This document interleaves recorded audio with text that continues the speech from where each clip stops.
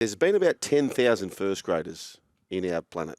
10,000. Since 1908. Since 1908. And this man here, I think, is one of the greatest contributors of the game and my favourite contributor to the game. You know why, Brian?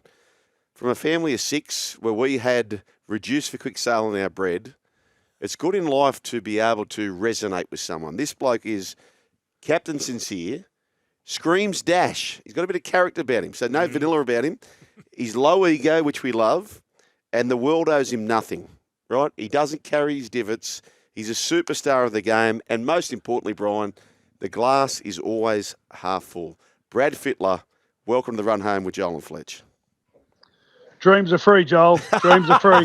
That was like a eulogy. Yeah, that's That was like My life's been a dream. that was like, hey, Fred, before we I'm very proud you said that, Brad, by the way. Thank you very much. Fred, before we get into this, we were discussing before one-hit wonders. What's what's a song that you just remember growing up? You know, might be at Reactor 1, might have been out Give there. him a few, Brian. I went... Ice Ice Baby. Yeah, Seriously. Vanilla Ice. Oh, yeah. Stop it. Yeah. Not even... No one's in the same ballpark. Hang on, tourist, can you play my song? Have a look, listen to this one, Fred.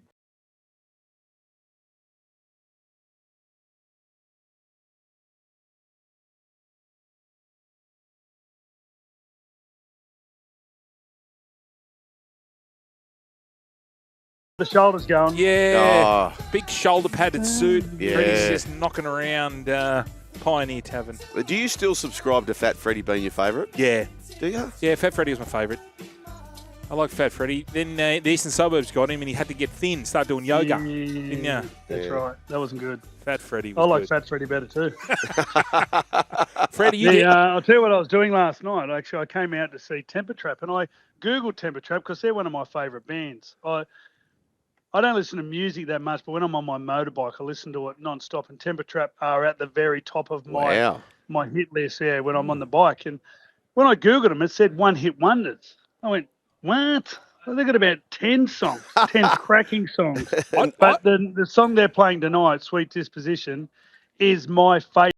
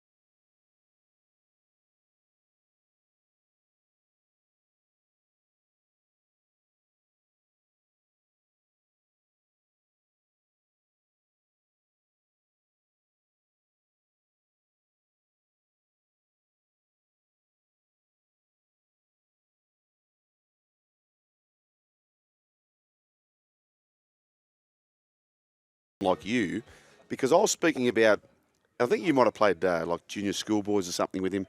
Fletch and I were talking earlier about when you don't really know about people.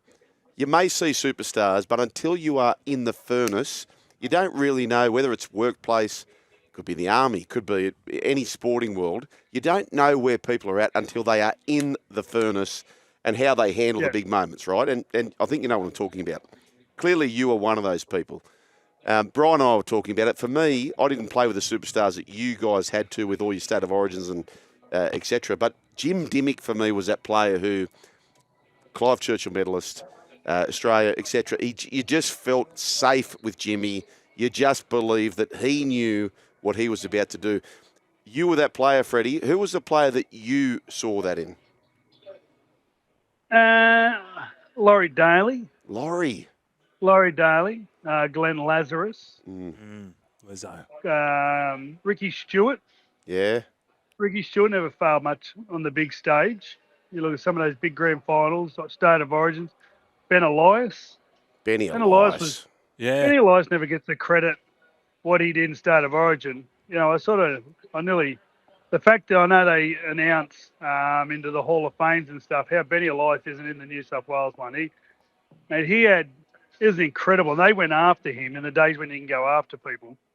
They used to go after him every game, and he was amazing player in big games. And tough too. When you say about that, Tough as. he changed the Mate, dummy. he's a he right. changed the dummy half Yep. role because remember when Totally. he came on doing Absolutely. those when players would do that coming from one side of Mate. the ruck to the other and he'd throw those big. We'd never seen that before. Nah. Never saw a hooker kick. No, I never recognised because I was sort of a 11 or 12-year-old coming through. You don't pay attention at the time. It's not until I watch games back over the years. He's one of the most underrated representative players and superstar players of all time, Ben Elias. Yeah, Superstar. Absolute superstar. Was busy the whole game. Yep. And at you, down a blindside, kicking, Yep. doing everything. The game changed so much during those 80s when Parramatta really changed the game, I thought. Even maybe Bob Fulton towards, like his speed. But I think Parramatta, just the way they used the ball, and then Canterbury as well. The captain, the hooker before Ben Elias was Roy Simmons. Now, Roy Simmons is one of my favourite people of all time, but when you compare them two, it sort of tells you what happened in the game around that time where, it started to get busy around the ruck and people just started to get smarter about the tactics of the game. Yep. Hey, Fred, can I ask you a question now? Let's move on to Origin. The team that we've got this running out tonight, is there someone in that, or is there someone that didn't make that side that would have been in your side? Most probably Teddy. Yeah, okay. Yeah, Okay. I think, I just think, you know what you're going to get. I think Dylan Edwards is wonderful. I think he's fantastic and totally deserves his spot. But if you tell me to pick one player, Yeah. he's my player. Like the side, this would have been the side I would have went with. Very similar to this side. I think I was saying this going in. Connor Watson's, I would have went with the Burden instead of Connor Watson. But the more I think about it, I'm really confident it's a great selection. But yeah, I think Burden is a little bit overlooked. I think his versatility can be very handy on a night like tonight. But yeah, I think Connor, like I said, I've warmed towards Connor. I think Connor's going to be great.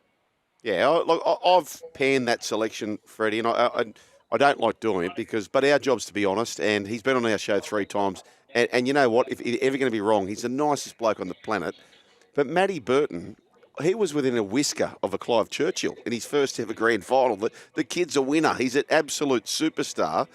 Anyway, that's my say on all that. What do you? How do you feel about tonight, Freddie? What's your gut feel?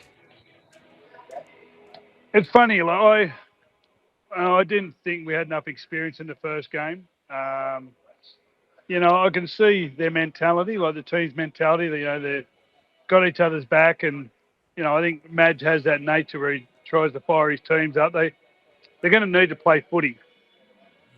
That's going to be a real key. I think Spencer had a great game. Liam had a great game. Angus had a great game. Are we guaranteed you're going to get that same game where they stand out like that? Like, we need to play some footy. We can't rely on bullying them and being brute towards them.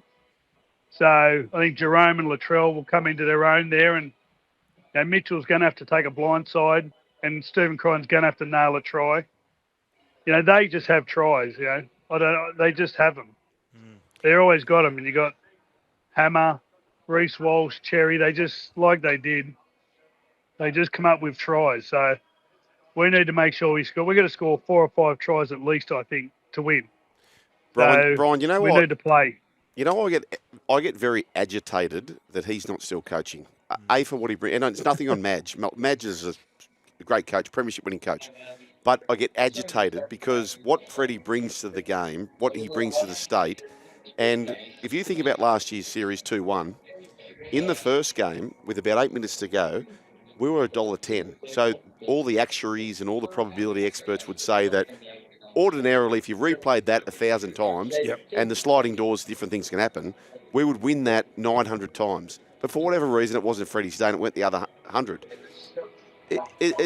And if we win that, we probably win the series. It really... There's not much between the sides. It agitates shits you. me, Brian. It doesn't shit You know Fred. what? Do you miss it, Freddie? I think... I miss it, of course. Yeah. It's unbelievably exciting. Yeah. Fred, is it better playing or coaching? Mate, it's better playing, more rewarding coaching, I'd say. Okay. Much better playing.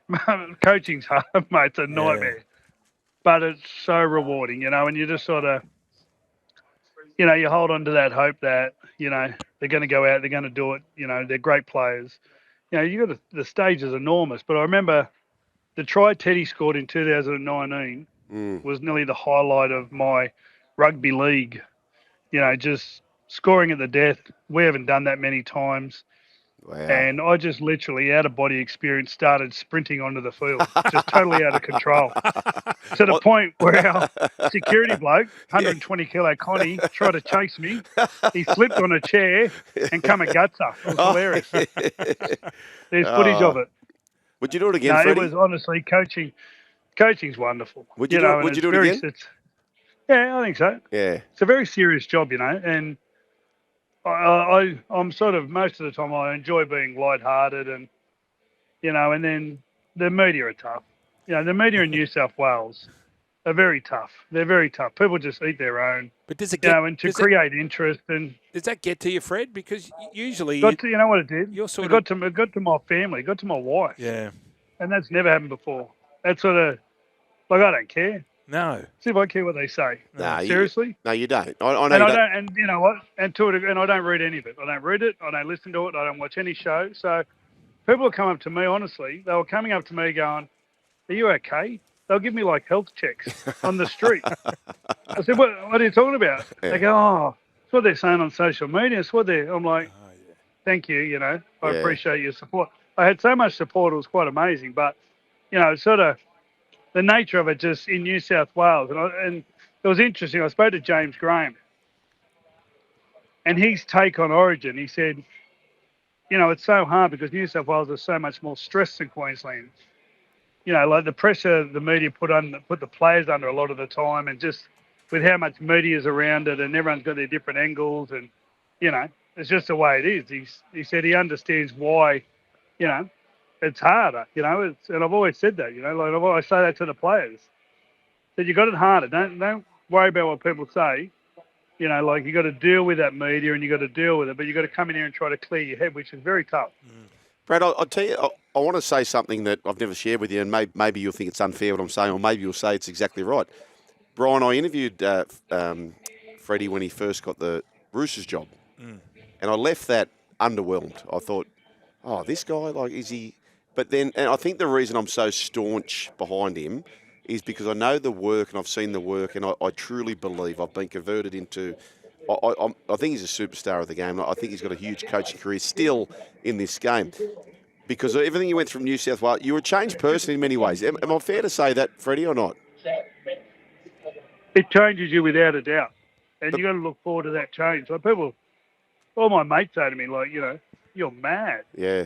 You know what I mean? You turn into a different person, you're not as fun, blah, blah, blah. But like I said, it is so rewarding, And I was speaking to Madge today, just to see how excited he is and how much he's looking forward to it. And, like you can just see it's in his blood at the moment.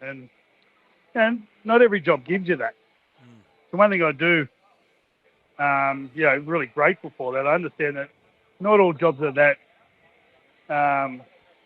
totally consuming, where you just live and breathe it for the moment you wake up. So, it's awesome. Great, brilliant job.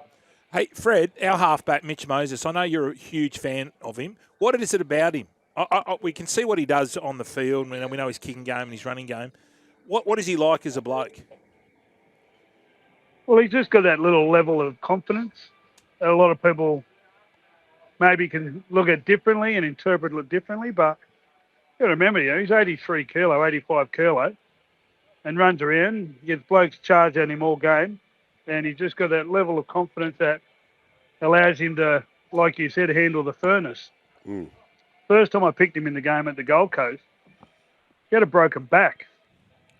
Played with a broken back. That's sort of people half criticise him. He scored a try, set up a try, and they still want to criticise him in New South Wales, but he played with a broken back.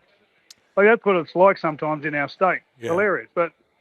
And I coached him at Lebanon, and that's where I sort of, we, got to build a friendship. And what he did for Lebanon in that series in 2017 was, pretty much guaranteed their future forever. That's the big thing about this too, isn't it? Like, your kicking game's so important at this level. Yeah. And I think we got it wrong game one. by a long way. Which is not always on the kicker. No, I'm not saying that. But the fact that we just couldn't get out of our own end. No, that's and right. when we did kick, it just sort of – but this kid can kick a ball a mile. So are you confident, Fred, tonight? Yeah, you can't get it wrong. And the one thing when you watch him, and they'll try to get to him, Harry Green's really good when he comes on. He'll be fresh and that'll be a tactic.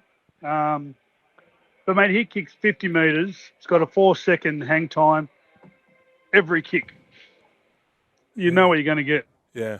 He just does it. And then his short king game's just as good. So once he gets you down that end, he very rarely misses. He very rarely kicks it dead.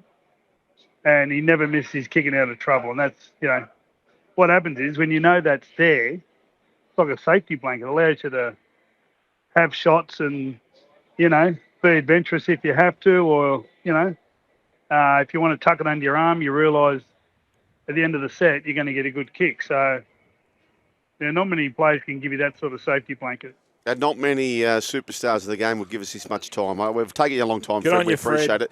Before you go, though, I'm going to ask not you, Freddie, but Brian. And this is why this man's so rare, because I truly believe that he would think this way. Most people in his situation would be pulling the tail, death riding the incumbents who have taken over.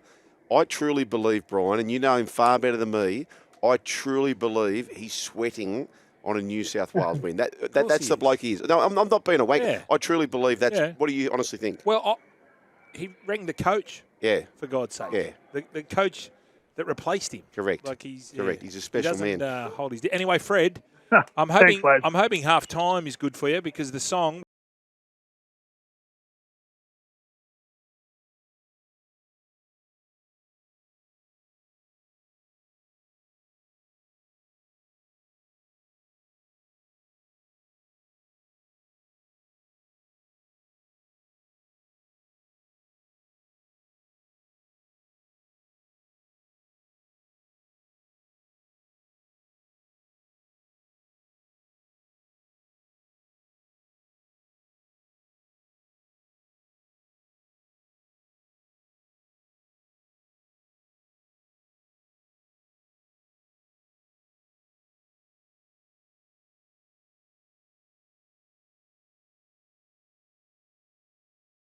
And I do love Madge, but I want him. I just want him. He's just so good for the game.